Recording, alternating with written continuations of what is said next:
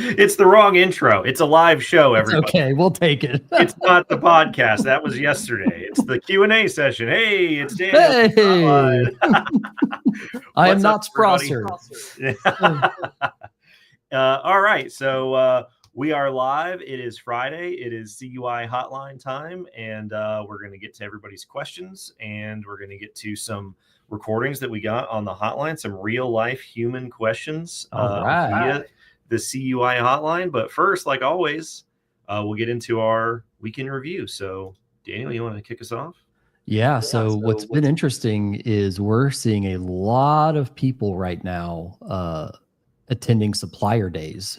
And in those supplier days, primes are coming out and saying, hey, if you don't do the CMMC thing, we might not be able to work together in the future. We've heard at least 2 reports of it this week. I've heard rumors of a third, but have not validated it, of this actually happening. And so it's just very interesting to see primes are taking for the long time, there's been kind of a void there, but they're finally taking a stance on, hey, supply chain, we're going to need you to do this thing, or else there might jeopardize our working relationship. So I've had a lot of calls this week that are like, help me. My prime saying I might not be able to work with them. What does it take to do the CMMC thing? Pretty common right now. Yeah. So yeah, and this is exactly what we talked about, that we imagined would happen, where you have the CMMC policy go into effect via the 32 CFR rule, which makes it actual real life black and white DoD policy, and that makes assessments commercially available. Yep. But without the 48 CFR rule being final yet, it isn't technically in DoD contracts, but that isn't going to prevent the primes from pressuring their subs or just outright making their subs go get CMMC ahead of time. Yep. We've heard this from the CISO at Leidos, from General Atomics, from several of the other primes at supplier days, interviews, all that stuff. It is a little frustrating to me that they waited until the rule was final, even though it was clearly going to be final all along. I mean, I guess technically that's correct, because you don't want to say it until it's actual policy, but it also goes to show why DoD's doing this in the first place, because if no one's going to make their suppliers do it until the rule is final, then you have to have a final rule in order to make people do stuff. But yeah, that is what we're hearing. We talked about this briefly last week, but we've seen it even more, where most of the companies that are reaching out to us after the 32 final rule are enterprise size. Very much so. Yeah, I mean, the number of RFPs I'm getting from enterprises, and still having the conversation with small businesses, and they still don't know CMMC's happened, but these enterprises waited to the last minute.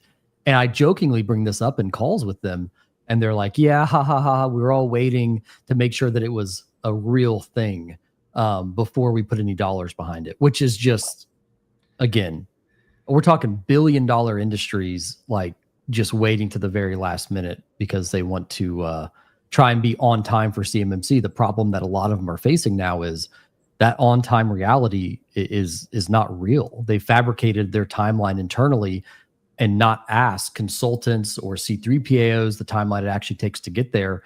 And they've now misrepresented the possible deadlines to executive leadership.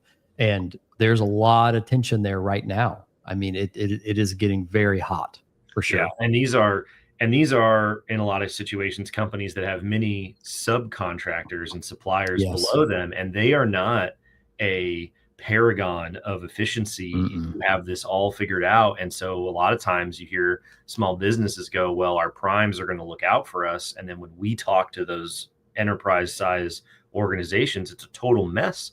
And so the bandwidth for them to be able to reach out and do it for you, or help, or even help you, I don't see it being a thing. So I don't, because they're not ready yet. I mean, they're going to make sure that they're ready first. I was talking to a construction company this week, of an international, very, very large construction organization, and we were talking about their compliance state.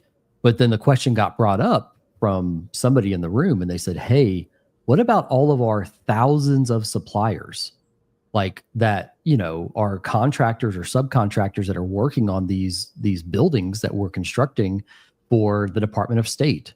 right? Or they're building stuff on military bases. And so when that realization kind of hit them that, oh my gosh, getting us compliance, the easiest of the two, we don't know how we're going to actually pursue work because we haven't even begun to talk to our supply chain about this, which is, again, when you wait to the last minute, these are the kind of results you can expect. And it's frustrating. As Jacob, you've been one parroting this for I don't even know how many years now. Hey, DFARS 7012 is not new. Hey, make sure NIST 10171A. Hey, make sure your supply chain, you're responsible and accountable to make sure that they're following this. Systematically going through those narratives, and the rubber's meeting the road and people are losing their minds. Yeah, absolutely. Well, nobody could have seen this coming. So nobody could have seen this coming. Yeah, but canary in the coal mine. It is an interesting trend where a lot of times we'll see the enterprises took the signal for better or worse. The enterprises took the 32 CFR rule as the signal that it's real, whereas small businesses seem to still be waiting on it showing up in contracts as the signal that it's real. And I think that's a very interesting split in the ecosystem out here, because as we've talked about, if you wait until it's in the solicitation, not only is there no waiver at that point as the rule states, but you are only a few weeks, maybe a couple months away from the contract being awarded. And now the primes are saying we have to have our suppliers certified before we bid so that we know that we can take award of the contract without getting in trouble, which means that if you are a sub, the further away you are, the earlier you need to be certified, not later when the 48 rule comes out, which is, an interesting dynamic, but not one that people can afford to wait on. So. And another comment was made this week about, hey, I don't have this in my budget, which is a very common statement, but better yet, like I don't have a billing model set up where I can charge this back effectively and maintain the relationship with my prime. So like having to renegotiate rates for everything that you're doing once you understand the overhead costs of doing CMMC. I mean, a lot of people aren't factoring in that element of it early on, and they're realizing like, I don't even know if I can be competitive anymore once CMMC hits. I don't know how much of this cost my prime will take on as pass through, right? Of me just saying, hey, the nut and bolt that was $1 is now $1.33, right? For the sake of the overhead to be CMMC.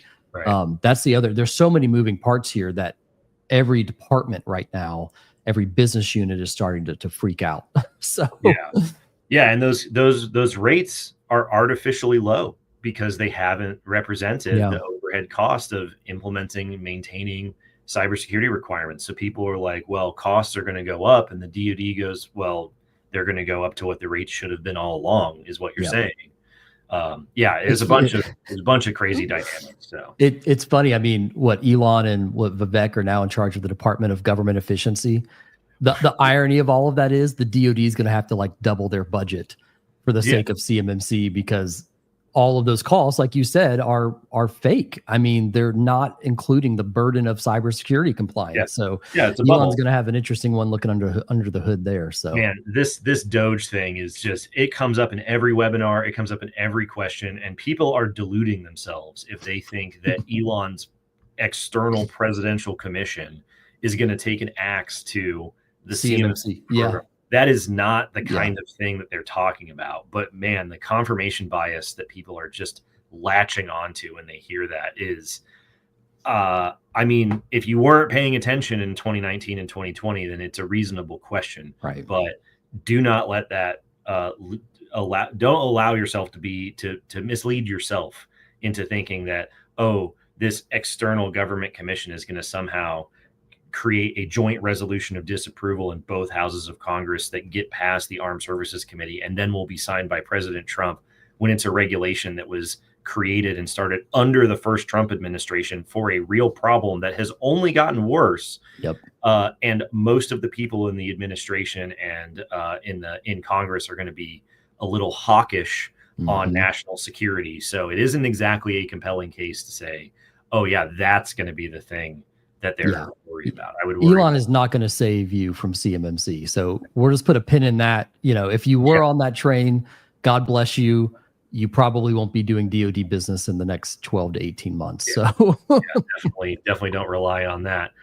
Well, in other news, the train keeps on rolling. So NIST officially published the initial public draft of SP 800-172 Revision 3.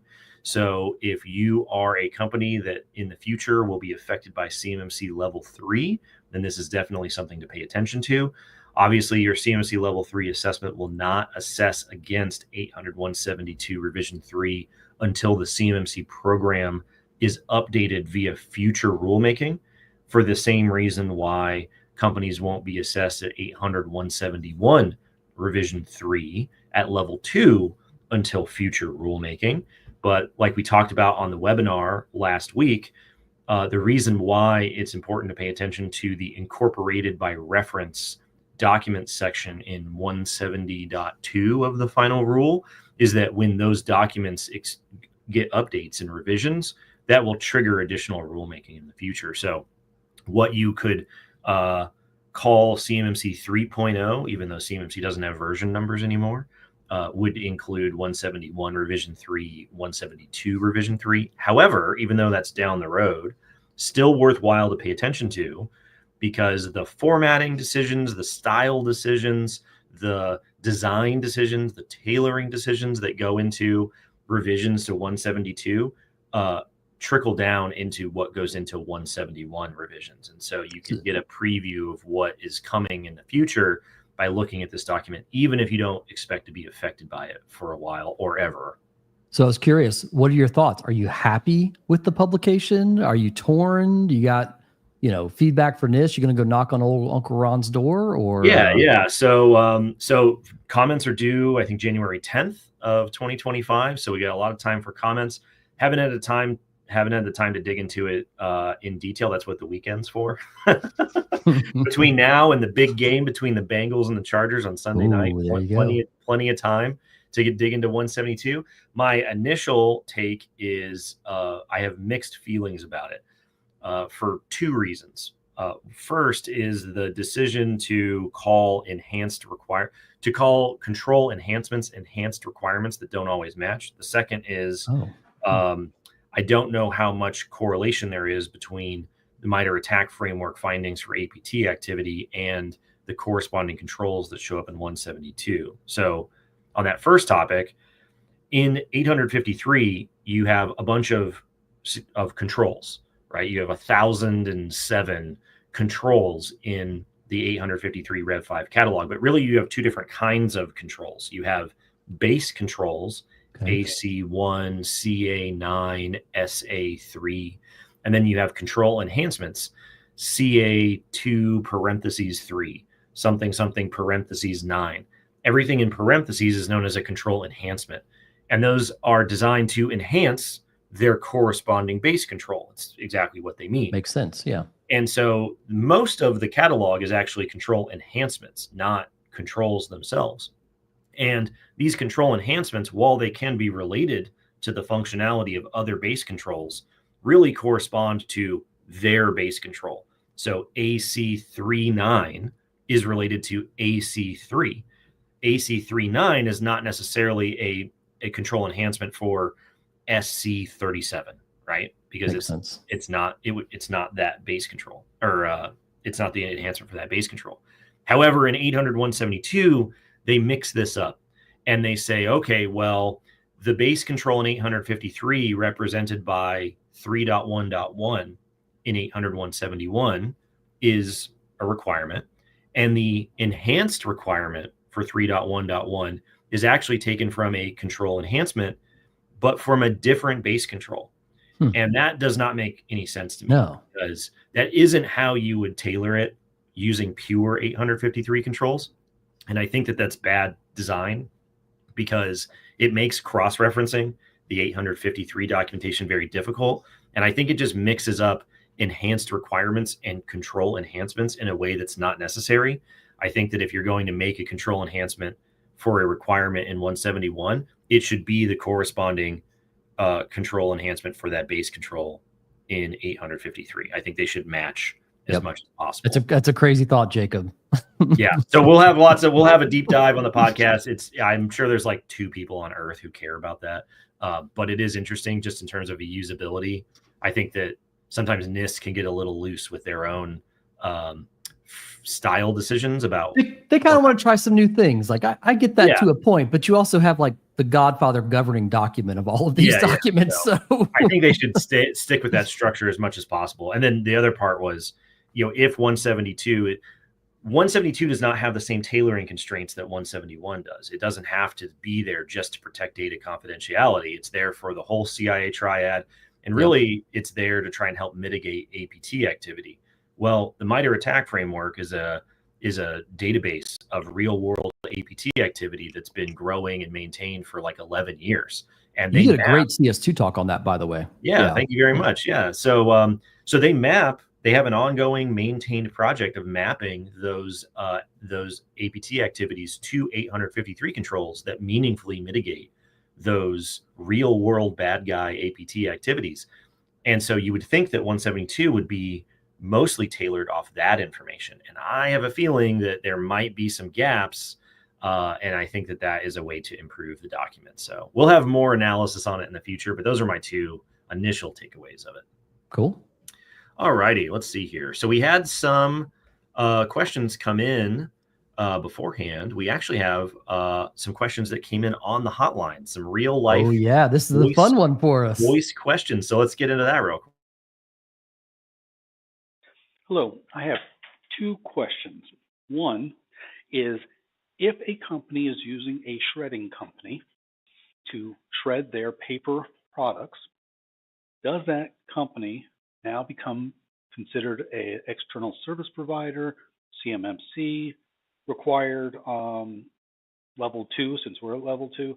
What does that mean from that perspective? And then the second consideration is, we have an application that we build internally. We have an external company supporting that application development. They have access to the data contained because they have to problem solve. Does that company now become a CUI handler, thus a CMMC level 2 requirement as well, if we are unable to restrict them having access to the data or obfuscate the data moving forward? All right. So these are some great questions, and I think that these are good examples of questions which there aren't specific concrete answers yet. Which you dive deep enough into the wrinkles of the requirements, the governance requirements, the controls, the CMMC policy itself, and you start to see where the gaps are. So as far as shredding goes, offsite shredding goes, this is not answered anywhere currently in DoD policy, nor is it answered in either of the frequently asked questions documents, either the one that's maintained by Acquisition and Sustainment or the one that's maintained by the DoD CIO's office. There is no hard answer about, if an offsite shredding company handles our paper CUI, what does that mean? So we have to interpret what's going on. At a minimum, when CUI is destroyed, it has to be done in compliance with NIST standard publication 888. And so at a minimum, your agreement with your shredding provider needs to make sure that it is destroyed in accordance with those guidelines, which typically isn't a problem for the Iron Mountains of the world, right? Yeah. There is some other guidance out there from NARA in a CUI notice. I'll get the specific number for everybody. I think it was 2021-03, CUI notice 2021-03. And they talk about what agencies need to do in their CUI program when they deal with the physical destruction of CUI. But most of that guidance applies to what happens when you're doing it on site rather than doing it off site. And the takeaway from that, from what I recall, is the physical protection requirements around this CUI still need to be maintained until you have ensured that it has been destroyed appropriately with destruction guidelines. Long story short, until we have a specific answer, I don't necessarily think that it's going to make your external service provider, your external shredding service provider, require a CMMC certification. But it is going to require you to be able to prove that in your agreements with this company that positive control of this data is being maintained, physical protections are being maintained, it's being destroyed in accordance with the correct NIST standards, so on and so forth. The easiest way to do this is to destroy it yourself on site, but that introduces other issues because you often can't recycle or dispose of shredded material, as it turns out, which is why it's easier to use a provider. So there is no specific answer yet, but we're going to ping the DoD and see if we can get a good one. We can't go full Office Space. Just take it out in the back at the factory. Yeah, as much as we want. Take a baseball bat to it. So yeah, for sure. Did you want to go after the second question there? Yeah. So the second question is interesting. So having an external developer kind of supporting you in your kind of work, and it's kind of this interesting kind of gray area of at what point do you make them a subcontractor and therefore have to inherit the CMMC requirement flow down?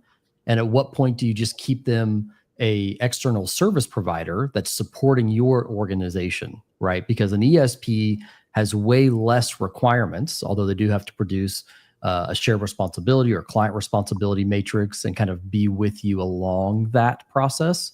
But it doesn't require that party to actually be certified if that's what the contract actually requires, or fully attest to 100% compliance with CMMC level 2. So there's this really interesting tension in that question where some companies might make the decision to make what used to be, subcontractors, external service providers.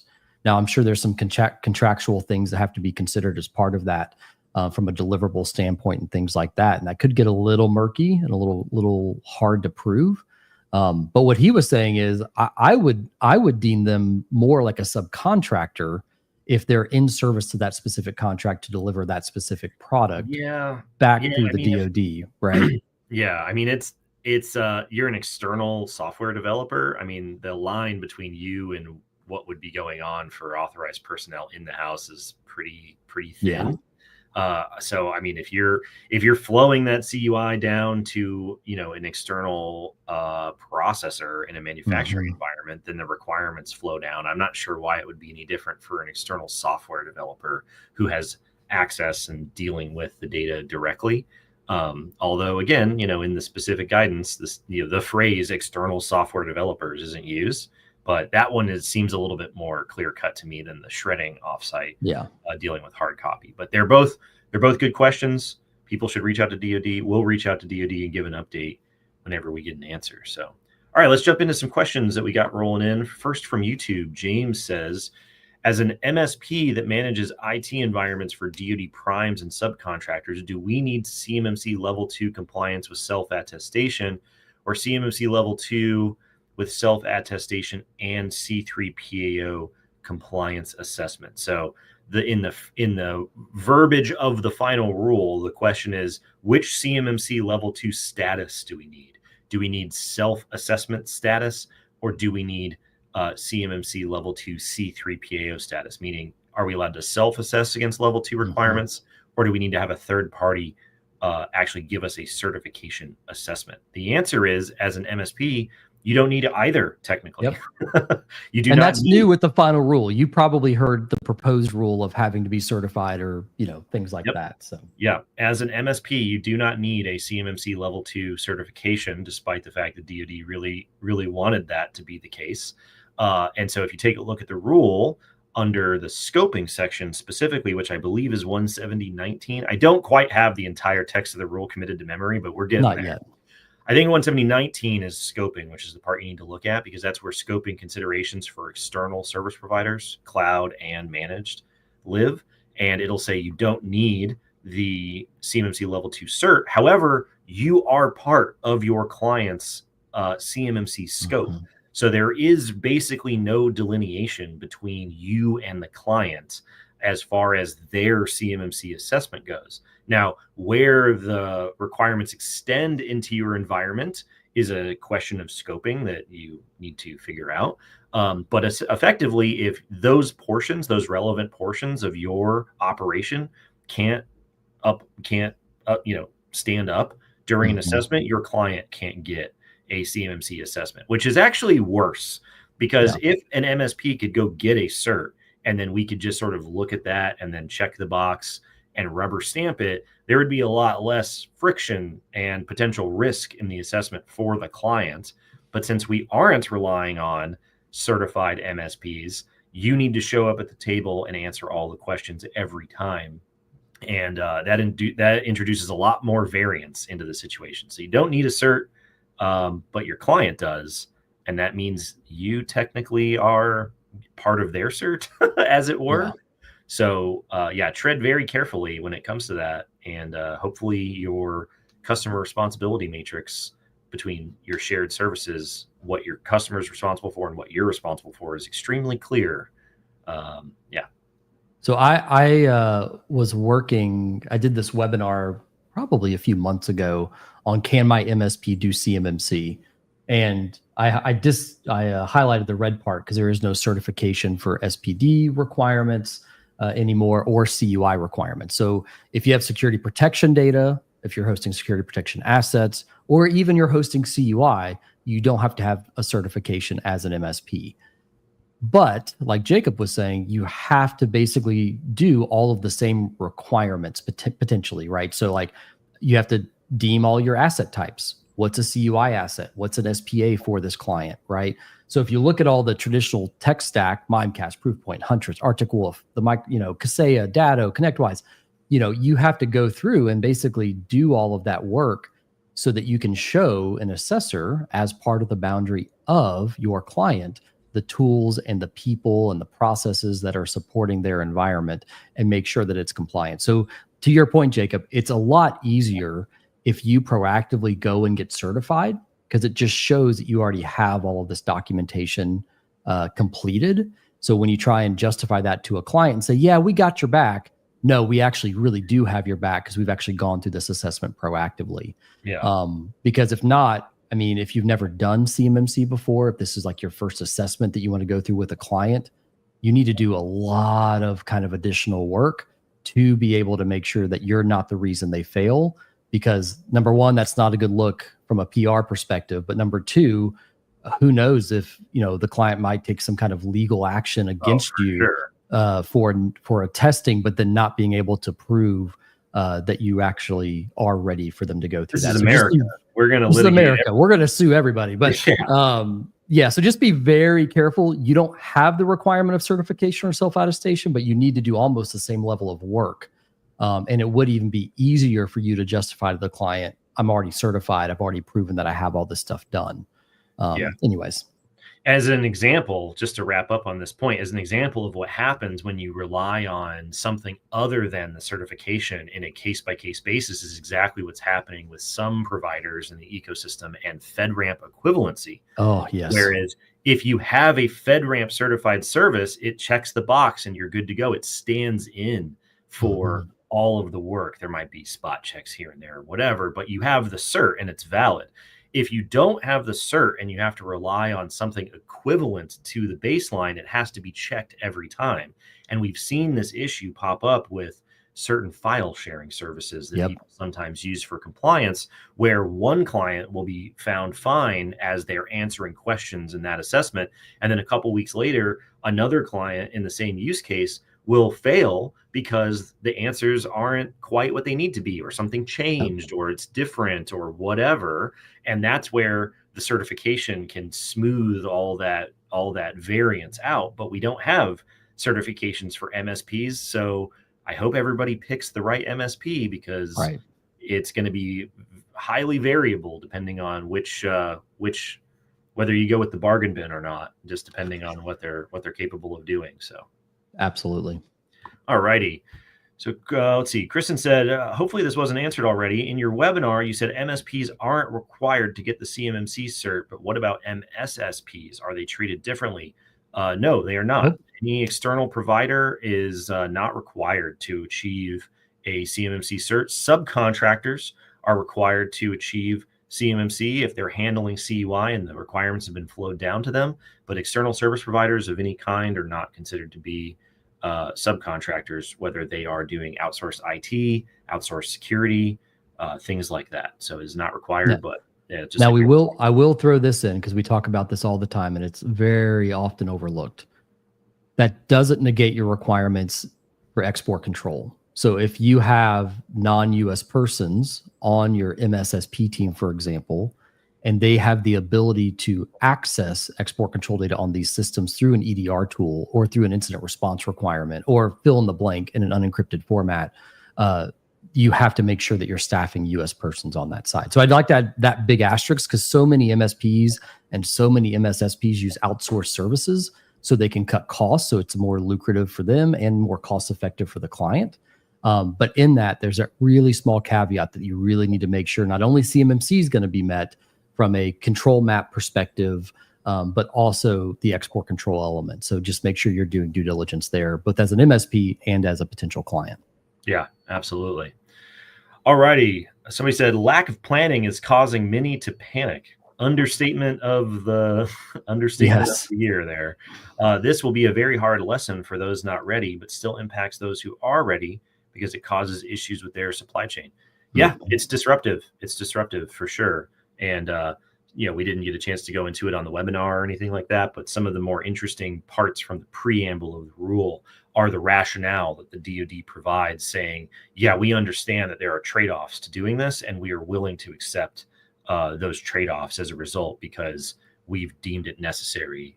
We just have no assurance that the requirements are being implemented. And so if that's going to break some eggs, that's going to break some eggs. Yeah, it's really interesting. I mean, there's been quite a few people that have come out and said, hey, I passed a perfect JSVA assessment, right, for CMMC.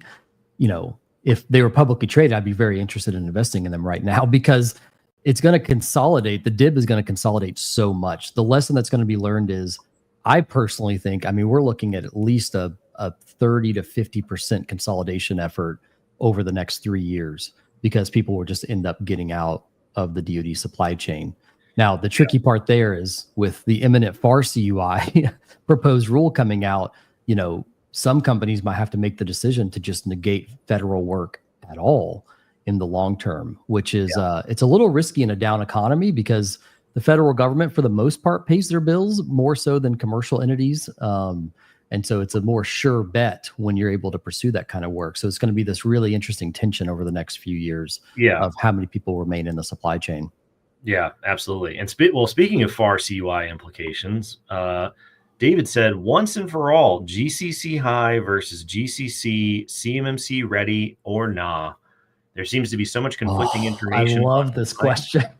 As I read it, GCC is now in play to support CMMC minus ITAR requirements. What say you? Thanks. Keep up the great work. Daniel, this is the water you swim in every day. I swim in it. I drown in it. I say all the things about it. So let's see here.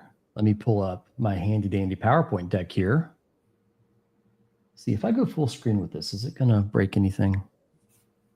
Can you see it full screen, Jacob? It's your other monitor. You're on the preview pane. Of course it is. Well, I'll just leave it here for now. So here's what's really interesting about this. I'm going to zoom in just a little bit so you guys can see.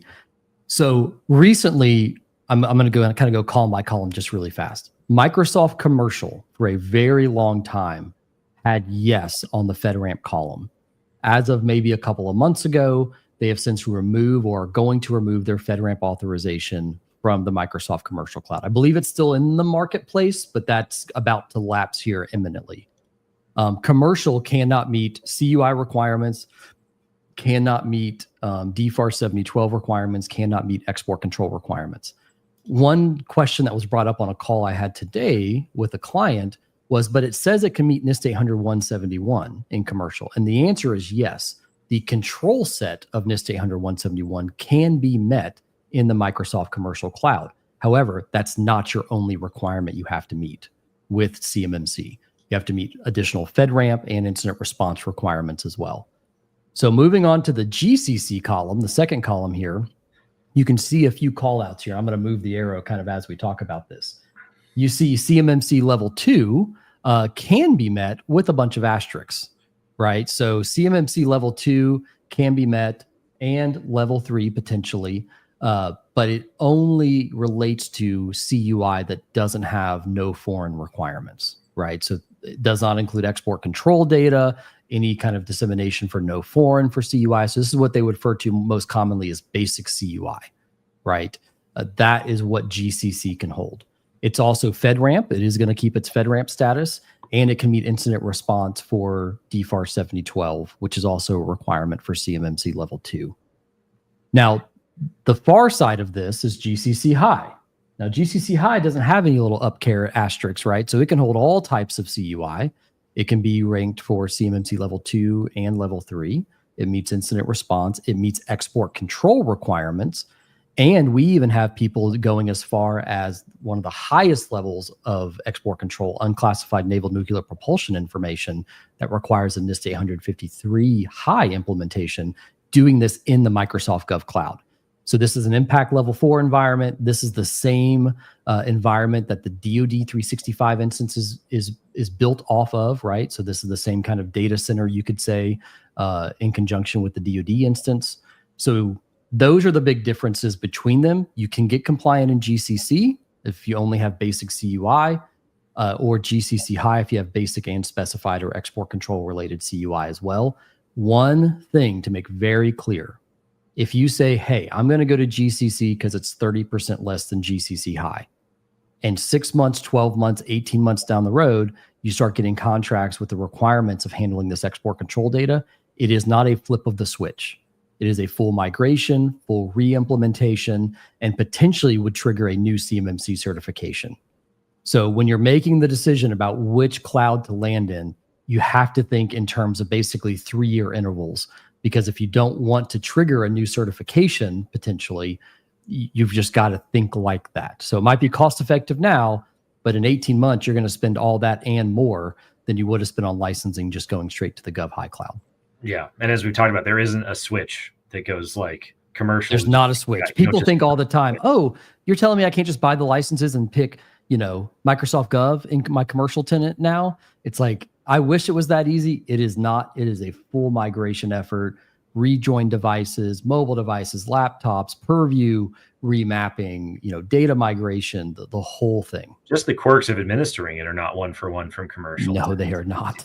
No, they are not. It's definitely an acquired taste for sure. Microsoft Docs does not really support GCC high very well. So if you read it, and it's always written for commercial, which makes sense, but there's no corresponding Microsoft Docs -GCC high or GCC. Right. So that's why a lot of people end up coming to us to basically even just ask questions of like, I don't see this in my tenant at all. Is that a me problem? Is that a Microsoft problem? Because the article says I should see this functionality, right? So anyways, great question, David. Yeah, absolutely. All right. Wendy said, mixed feelings about 172, still need to analyze deeply before Vikings Titans. That should be fun. That should be fun. We had a lot of Titans fans at Summit 7 back at home. Did you know that Chargers Titans playing each other, neither team has won on the road against the other since 1990? And I wish I would have known that stat before I spent all that money flying my family out to Tennessee last year to watch the Chargers Titans game. Definitely wish I would have known that. Not since 1990 with Warren Moon slinging the rock for the Titans back in the day. I was like, there has to be the Oilers back in the day. Back in the Houston days, huh? Yeah, the Oilers. Still some of the best uniforms. All right. Alexander, raining on the parade with an encryption question. No, I'm just kidding. The new 4-letter F word is FIPS here. I see already in the comment here. 3.13.11 CUI encryption is unclear for us. It seems like a catch-22 with firewalls using outdated FIPS validated firmware with unpatched vulnerabilities. We plan to use a FIPS validated cloud firewall, assuming the local firewall becomes out of scope. Any advice? I don't know, Daniel, you have any advice here? Yeah. So, I mean, you can POAM, out of date or, that type of things. The DoD did make some concessions on a 3-point and a 5-point there from a POAM perspective. If you plan to use a FIPS validated cloud firewall, that's fantastic. That makes things a lot easier. And assuming your local firewall is out of scope, if it's out of scope, it doesn't need FIPS at that point. If I'm reading this question correctly, like you can just leave that out of scope. No additional configuration is needed. You can leave that running as normal as long as FIPS mode or FIPS validated mode is enabled on that virtual appliance that you're running in the cloud. Yeah.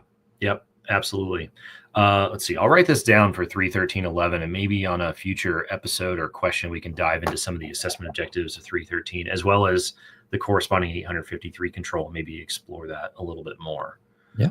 All righty. I am around his biggest game of the regular season, Chiefs Bills. Please, somebody beat the Chiefs.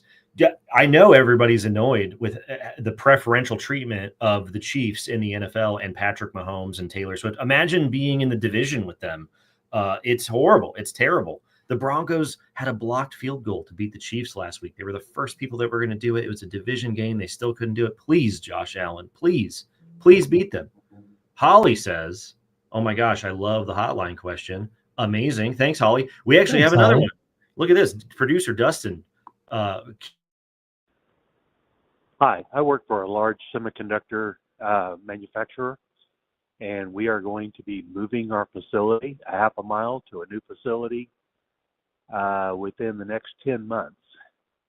Will a CMMC assessment require reassessing after you make such a major change?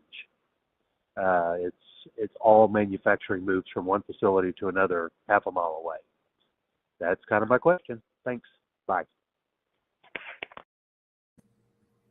Daniel, have you heard this question before? I have heard this question. I was actually pulling up something in your magical slide deck here. I've got all sorts of for all things. That's right. I've got all sorts of treats here. I have this in my PowerPoint somewhere, but I just pulled up the scoping guidance here, just for us to take a look at. So, and by the way, I think that FIPS question, John, 3.13.11. That's not the 5 and 3 point poemable one. It looks like, Jacob. So we need to go back and revisit that for sure. Yeah, I'll check it out. Thanks for that call out.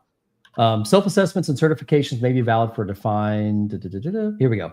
A new assessment is required if there are significant architectural or boundary changes to the previous CMMC assessment scope. Examples include, but are not limited to, expansions of networks or mergers and acquisitions. Operational changes within a CMMC assessment scope, such as adding or subtracting resources, think onboarding and offboarding things, within the existing assessment boundary that will follow the existing SSP, do not require a new assessment, but rather may be required by annual affirmations to continuing compliance. So the hard part is expansion of networks. I mean, the way this is I bet lawyers are going to have a heyday with this interpretation, by the way.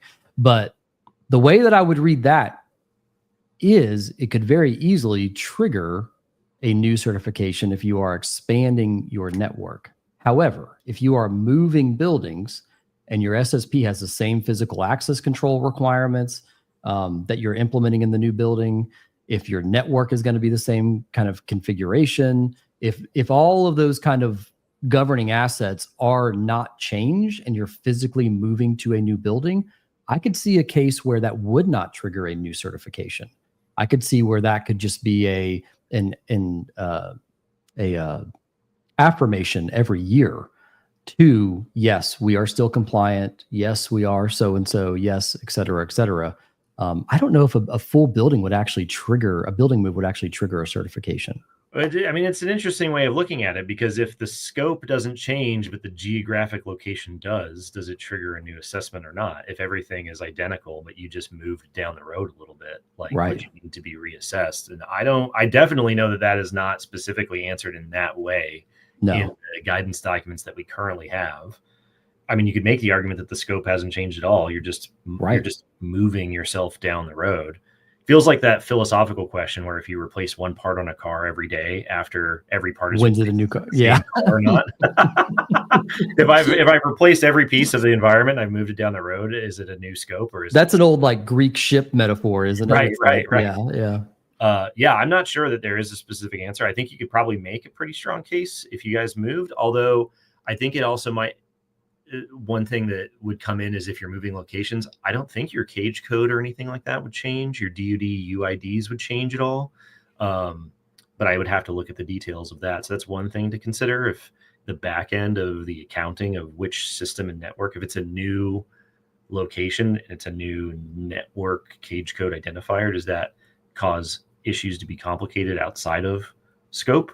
Because you probably wouldn't be adding a new cage code. You would just be adjusting the address on your existing cage code at that point. You would think, yeah. You would think the boundary, the DoD UID would kind of follow that cage code linking, but we haven't seen how that part of it is going to be set up yet. So yeah, another one that will forward along to DoD CIO and hopefully get an answer from.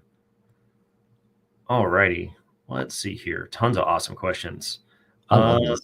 Let's see. Do these requirements cover FCI data destruction on paper? FCI. So I have that pulled up as well here, Jacob. So stump the PowerPoint with Daniel today. Yeah. So the requirement in our good friend FAR 5220421, sanitize or destroy information system media containing federal contract information before disposal or release for reuse. Now, the question is, does your provider actually have to produce something as an external service provider for this? Like CMMC level 1 is self-attestation, which is the control framework that this maps against, right? If you did not know that. So you would still probably want to show the same level. However, there's not NIST publication, at least as that I'm aware of, for the destruction of FCI data, just of CUI data. Do you know if NIST 88, if that covers that, Jacob, FCI, or is it just? I don't believe so. I didn't think so. I don't believe so. I don't think there is a minimum standard for destruction for FCI, but So you could go full office space on that if you wanted to. Just get a burn bin outside and some baseball bats.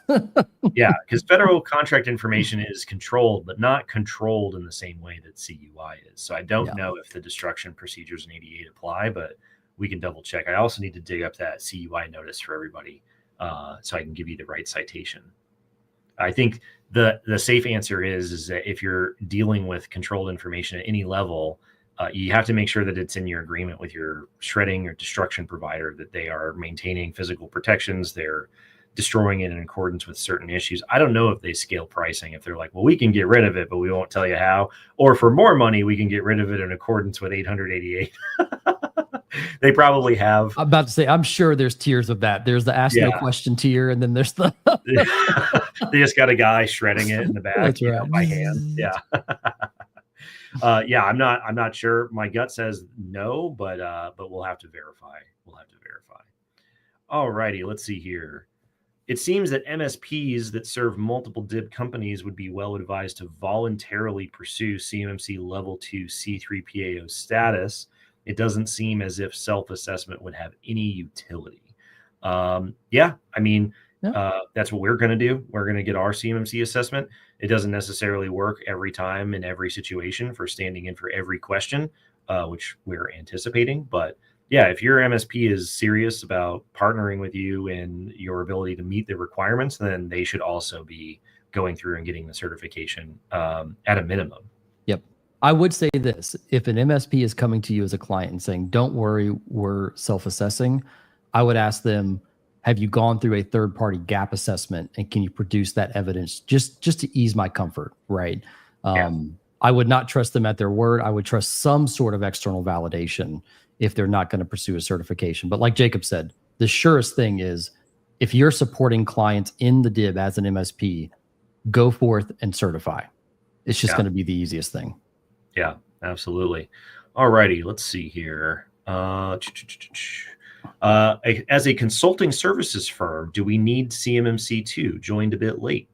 As a consulting services firm, well, CMMC requirements stem from the nature of the data that you're handling, right? Mm-hmm. Because the requirements that you're obligated to implement are triggered based off of the nature of the data that you deal with. So if you're dealing with FCI or CUI, then you have requirements in your contracts to implement cybersecurity controls. If you do need to implement those controls, then CMMC says you need to prove that you have implemented them either through self-assessment at certain levels or through external assessment at other levels. So it's going to depend on the data flow. Yeah, and I guess as a consulting services, there's kind of two elements of that. Are you consulting at a contract level, or are you consulting somebody that has a contract, right, as a service provider? And so that's where that kind of developer question kind of came up earlier, right? If you're servicing a contract, CMMC kind of flow down should apply to you. If you're servicing the company, right, and supporting the legal entity or the company itself from maybe like an MSP perspective, then you would end up on that ESP side. So it really just kind of depends from a consulting, what kind of consulting you're doing on behalf of a contract or on behalf of the kind of internal company itself, right? Yeah. Yeah, in your process of consulting, are they sending you tons and tons of CUI that you're dealing with and processing and storing on your systems, or are you showing up to meetings where you're discussing it? Right, there are different use cases in terms of how the data is flowing versus whether you're a external resource sort of accessing conversations and materials, or whether they're sending you the data and now it's up to you to protect it. Ideally, as a consultant, that would not be the case. You want to minimize that data flow to you, but it all depends on the nature of the data flow from your clients. All righty, let's see. So Megan said, I know in your Thursday podcast with Jason, it was mentioned that the Small Business Administration is estimating the 48 CFR rule to be effective early Q2 of next year. CMMC would be in contract clauses in early Q2. With all the steps needed to take place from a regulatory perspective and from what you were hearing, how realistic do you feel this timing is? Very realistic. Yeah. Very realistic based off everything that I have heard and seen. I would not anticipate that any of the work that is left to be done on the AB side or anything like that is going to cause significant roadblocks by the time the 48 CFR rule is published as final and then goes into effect. I don't think that there are going to be major issues at that point. That's not what the DoD is anticipating. That's not what they're planning on. That's not what they're indicating. So I would not estimate that there to be any disruption to that idea for when that rollout starts. And like we talked about on the podcast, like we talked about on here, like we've talked about many times, the DoD's estimate for how many contracts are going to be affected by CMMC is very small in the beginning of the phased rollout, but the knock-on effect of what that causes the primes to then turn around and tell their subs to do is much, much larger. And as far as the DoD is concerned, that's a conversation between the primes and their subs. So if your prime is telling you, go get your CMMC certification, and that's causing the line of implementation and the line of assessment to get longer and longer and longer, technically the DoD is saying, well, that's not what we've told people to do, so that's not our problem. So I would not anticipate this to be a major issue. The prime timeline is not the DoD timeline, and the prime's always going to come earlier than the DoD requirement. Yeah, hands down, for sure. Absolutely. Let's see here. John said, we use a federal enclave Microsoft GCC High, but for FCI data, can we process it within our commercial environment? Great question. And the answer is yes. So there is no cloud requirements for federal contracting information. You can, have it in commercial as long as you're overlaying the 17 practices in your Microsoft tenant. You are good to go. Yeah, absolutely. John followed up here. He said 3.13.11 is a 5-point control. Cannot have this on a POAM. Double check the final rule for the scoring guidance, because 3.13.11 is a partially effective, partial scoring, partial implementation eligible control. So make sure that you double check the scoping scoring sections of the final rule for 3.13.11. Maybe we'll do a deep dive into the encryption requirements on an upcoming show. Thanks. I am around the ship of Hey, there we go. Yeah, exactly. Let's see here. I just remember that because of the was it the Wanda Marvel show? Oh, yeah. Vision, they're like replacing, anyways. Yeah. Let's see. Vicky said under ISO 9001, relocation normally doesn't trigger a new assessment unless the scope changes. So that's interesting. And that makes sense to me. Honestly. It does. Yeah, absolutely. What happens if you're a building on wheels and you move your office around? Like, I have to change my assessment? My CUI food truck just rolling around town. Well, since the government marks their friggin' lunch orders as CUI, they do. That's going to be a relevant question. Let's see here. Could the financial information of a contracting company be considered CUI rather than just FCI?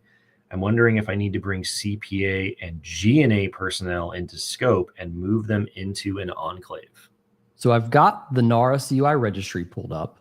So here's where you go to, I don't know the direct answer to this, but I'm just showing you kind of where to go to find the answer. So NARA has CUI categories, as we all know. There's a financial category for this. Now, some questions people have asked me before is like budget. It's the second line item here. And if you click on budget and you see related to information concerning the federal budget, not your budget, for example. And where we definitely know that's true is if we go down here to the Safeguarding or Dissemination Authority, this is like the secret sauce, if you will. This is what shows there's a law, regulation, or government-wide policy that makes this thing CUI.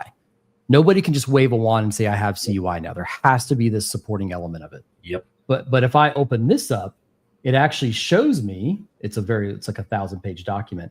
This is for the Office of Management and Budget and how it's directing all agencies to report their budget into them. So Correct. Just because it's CUI in the registry does not mean it's CUI for you as a contractor. There is CUI that is government specific. There have been more sleepless nights, more wasted dollars, more endless meetings triggered by NARA's decision to have the category description separate from the actual authority itself at the bottom of the page. I can feel Ryan Bonner's blood pressure. I can feel, as we're talking about this, right? People read that category description, even the lawyers, shame on them. They read this category description and they go, oh, budget information is CUI. System vulnerability information is CUI. This is CUI, that's CUI. And unless in the specific authorities at the bottom of that page, it says that this type of data is CUI, it's not. And as you'll find, as Brian Bonner has said for years, most of the time when you dig into those authorities, the amount of things that are CUI is actually very, very small. Very, very small. Very small. And this is why the DoD has gotten trapped into this language of being like, oh, well, your security information ought to be treated as CUI, but it's not CUI. And so you can wiggle your way through these gaps and reduce your scope, reduce your obligations, and do all kinds of fun stuff. But as we've seen, the behavior of the system is just not one where people dig into those authorities. And so they tend to just overmark everything and say everything is CUI because of what these category descriptions say. So if you have the time and the inclination, just scroll to the bottom of the page and dig into the authority, and you'll quickly start to see that a lot of stuff really isn't CUI. Yeah, at best, it's probably FCI, right? If it's a private information between you and the government, right? It's probably just federal contracting information. I would say, Nick, obviously without knowing everything about your organization, I would probably say that you're probably okay with it not being CUI. I have not seen a lot of records where financial would actually be in scope as CUI because, you're doing it as a private contract between you and a contracting company, not you and the federal government, right? Like you're not providing those services, at least from what I can read in the comment. So, yeah, Nick, if you have time, check out our YouTube channel. Any of the episodes of the podcast or any of the CS2 talks that have Ryan Bonner on there with discussing CUI are pure gold with going down and exploring those rabbit holes. Let's see here. Khalid had a clarification. We are in proposal development services. This is the consulting services question. Oh, okay. Gotcha. Development. If we are working with small business contractors whose requirement is only CMMC level 1, does that mean we also need CMMC level 1, not higher levels? Hope you can give some clarity. Well, if your clients are dealing with CMMC level 1 because they're contractors, but they're not dealing with CUI, are you in helping them with their proposals a CMMC level 1 requirement? Meaning, are you handling FCI data? Or are you just providing a platform for them to do such? Yeah. Because if it's just FCI data and you're like a cloud provider with like a proposal solution, that's one thing. And there's, again, the 17 things you got to do, right, to check the box. But even then, there's not that overlay on cloud providers. So, yeah, I mean, I would say you're probably okay as long as, again, if you're in receipt of that information, just meet the 17 and I would probably just self-attest just proactively. Yeah. I mean, this is the other thing is if you are yourself not a federal contractor, there's no cage code, there's no SAM entry, there's none of that, then you're not going to have a record in SPRS to report at all. Level 1, 2 at all. In your relationship with your clients, right? Then, I'd say that a lot of the stuff in CMMC level 1 in FAR 52, 20421 are good things you should probably think about doing in general. And then probably just have that in your language with your clients that you have decent basic cybersecurity. All righty, let's see here. 30 seconds left. Let's see if we got anything in the queue from last time. Kristen McConnell has a question about What can we do if our client is labeling everything as CUI? Yeah. I'd like to kind of jump in on that because I just had this conversation with a 50,000 person company, and they're looking to do an enclave, but they're like, the problem that we're having is that everybody is marking everything as CUI. And if we go to the contracting officer, guess what they're telling us? Everything is CUI, right? So the recommendation, there's a few things you can do. Number one, you can just challenge it outright and just keep pushing back and pushing back and pushing back. The problem with that is it jeopardizes your relationship with your prime or with the DoD directly. So you really usually don't want to rock that boat. The path of most success that we have seen is looking at the contract, looking at the requirements, actually developing your correlation of what is CUI based on the contract and what is not, and passing that back up the chain for approval. That has been the most successful route that we have seen. Now, that does not prevent overmarking, but that does get alignment on what's considered CUI on behalf of the deliverables that you are giving. And so you can at least know in good confidence that the things that you are doing, that you are considering CUI and you are protecting as such, are agreed upon by all parties involved. That is the most success we've seen. Again, it does not stop overmarking. It does not stop all of this. But again, here's the thing. Like Jacob said earlier, my lunch order is not CUI. Like we just saw in the NARA registry.